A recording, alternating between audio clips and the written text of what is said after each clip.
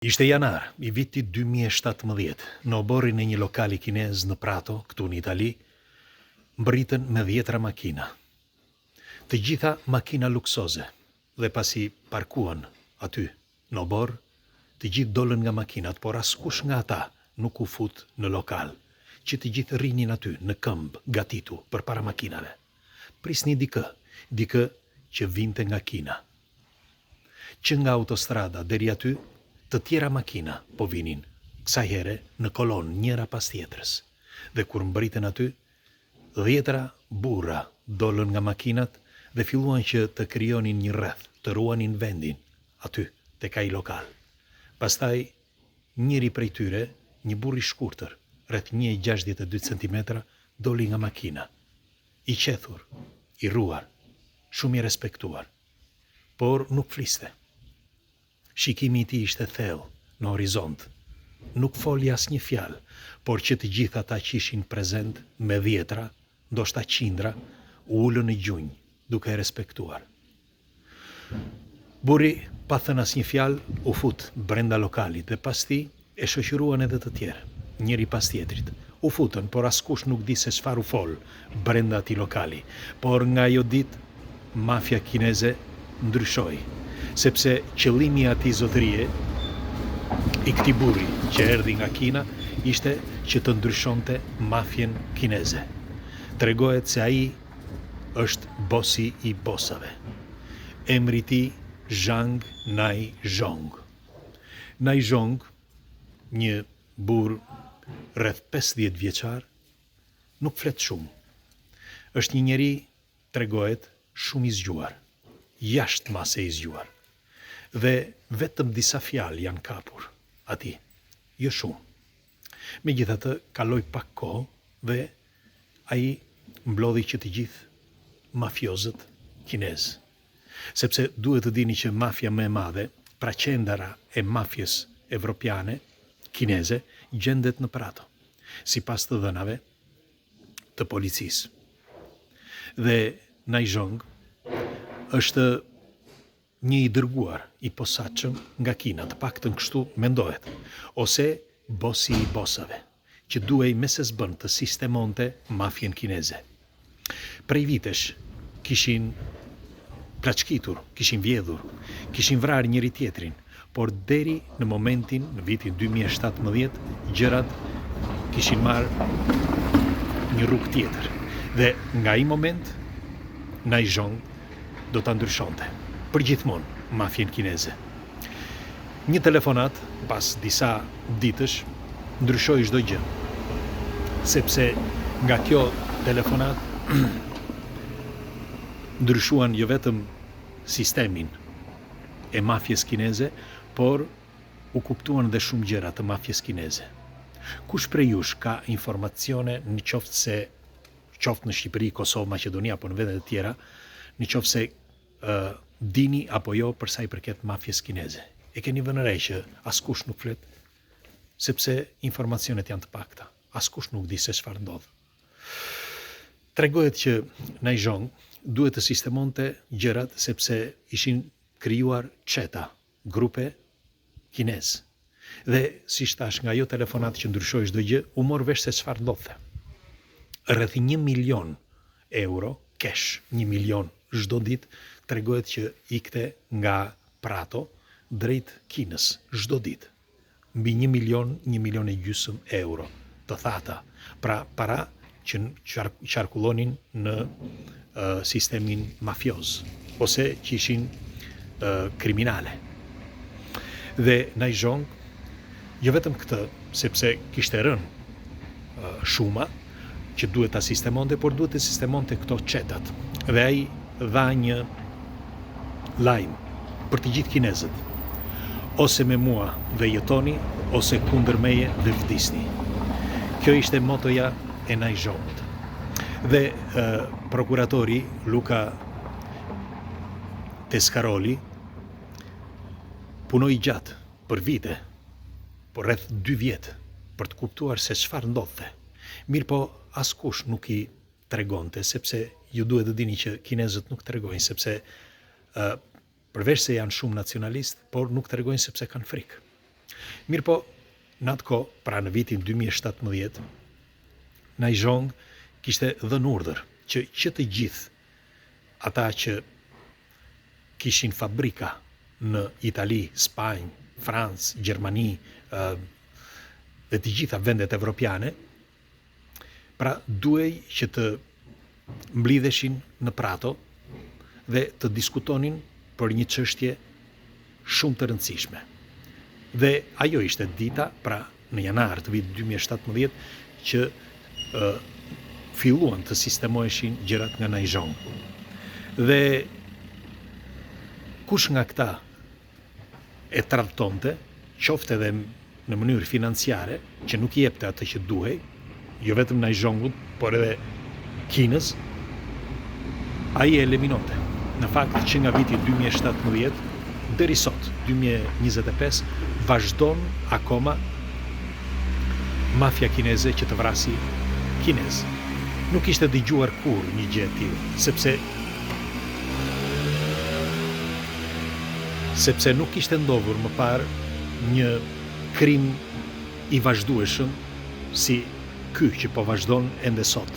Pra, për shembull, para disa javësh, një tjetër mafioz kinez u ekzekutua, që tregohet që ishte dora e djathtë e Nai Zhongut, sepse në fund të vitit 2018, Nai Zhongun e tratoi një bashkëdhetar i tij, dhe ai u gjend brenda. Mirë po, do t'ja u tregoj tani se çfarë ndodhi, por Nai Zhongu vendosi një tjetër njeri, një Dai Yong. Dai Yongu u ekzekutua, 45 vjeçar, u ekzekutua para disa javësh. Dhe çfarë po ndodh me mafien kineze dhe çfarë po ndodh me Kinën, sepse gjëra të tilla nuk ishin dëgjuar kurrë. Pra, mafia kineze operonte ose zbatonte gjërat që nga Kina. Kush ishte ose kush është Nai Zhong?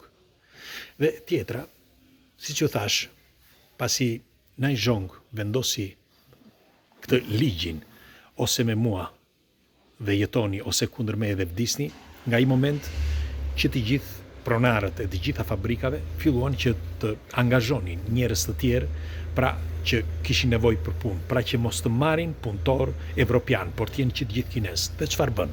Nga viti 2017 filluan që të merrnin njerëz nga Kina. Por si e bën që të merrnin njerëz nga Kina? E thjesht.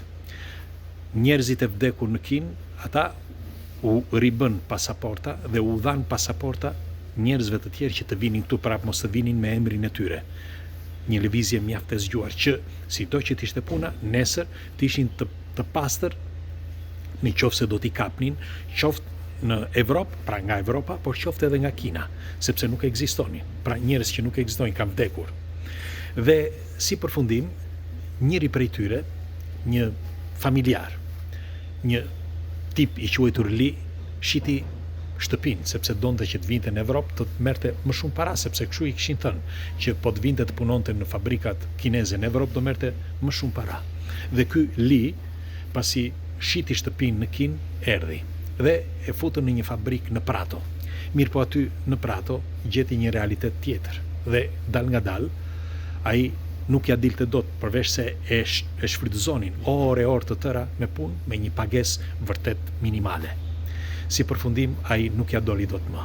Dhe kështu foli me disa shok të tij, por shok italian, sepse kishte bërë shok italian meqense ishte djalë i ri, dhe si përfundim aty njëri nga këta i tha që të fliste me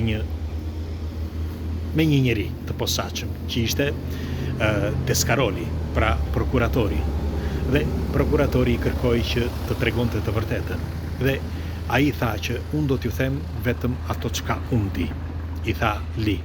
Dhe nga këtu morën vesh diçka se si funksionon mafia kineze dhe kush ishte Nai Zhong.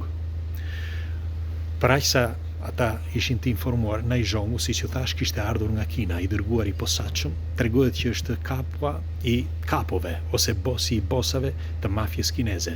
Dhe meqense ai nuk mund ta kontrollonte dot nga Kina gjithë lëvizjet që bëheshin në Evropë, ai erdhi në Evropë për të sistemuar gjërat dhe për t'i mbledhur të gjithë grupet në një të vetme. Mirë po, në fund të vitit 2018, si që thash, bën 32 arrestime, ndërta edhe Naizhong. Dhe kur e morën policia dhe e çuan në burg, pasi e futën aty në që t'i hiqnin çfarë kishte në përduar,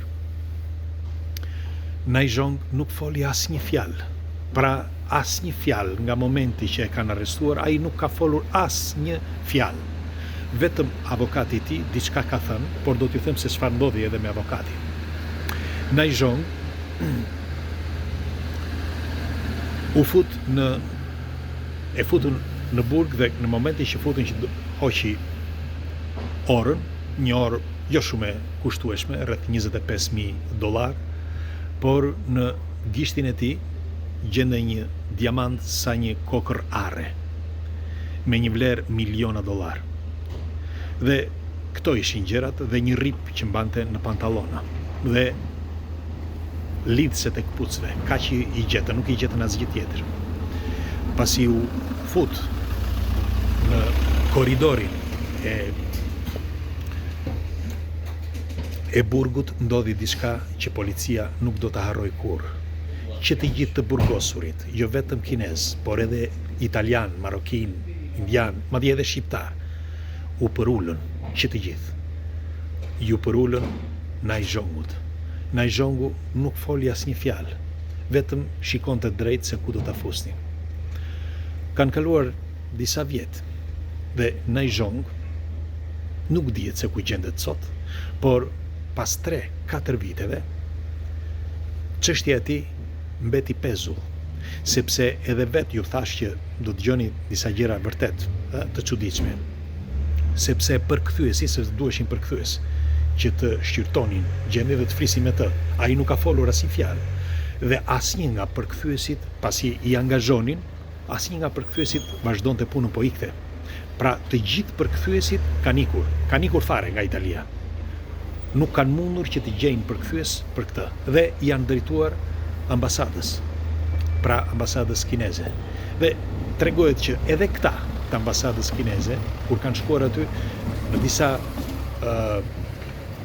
audienca, si thuhet, në disa momente të gjyqeve, ata e kanë lënë për gjysmë, sepse tregohet që ky Naizhong mund të ketë lidhje shumë të forta, jo vetëm brenda burgut, por edhe në ministri, madje edhe në ambasadë.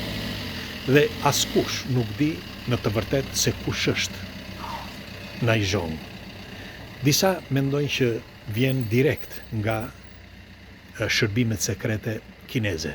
Megjithatë, sot askush nuk di se ku gjendet Naizhong, nëse kjo çështje vazhdon apo jo, sepse asnjë nuk flet për këtë. Pra çështja mbeti pezu dhe bosi i bosave ose kapo ai kapove vazhdon ende. Bile tregohet që Dailongu, pra krau i djathtë i tij, nuk shërbeu ashtu siç duhet dhe Naizhong dha urdhër që ta eliminonin. Ndaj dhe u eliminua para disa ditësh. Megjithatë, doja t'ju tregoja që mafia kineze ka operuar dhe vazhdon që të operojë pa fjalë, shumë qetë dhe pa u marrë vesh, sepse duan që të rinë gjithmonë në heshtje dhe askush mos ta di se çfarë bëjnë. Por është një nga mafjet më të mëdha në botë dhe kanë disa rregulla krejt ndryshe nga mafjet e tjera. Pra vetëm për qëllimin që ata kanë, aty punojnë. Pra nuk vrasin njerëz do si do, nuk eliminojnë njerëz do si do, por vetëm për qëllimin e tyre, pra që të arrijnë në destinacion ato para që ta mbledhin nga pislleqet. Sepse flitet që duke filluar që nga amfetamina, nga droga të ndryshme, nga paraj e pist, nga biznese që nuk deklarohen e tjere tjere. Ju, çfarë mendimi keni për mafjen kineze? Po për bosin e bosave, na i gjonë. Pres komendet tuaja, kalofshi bukur.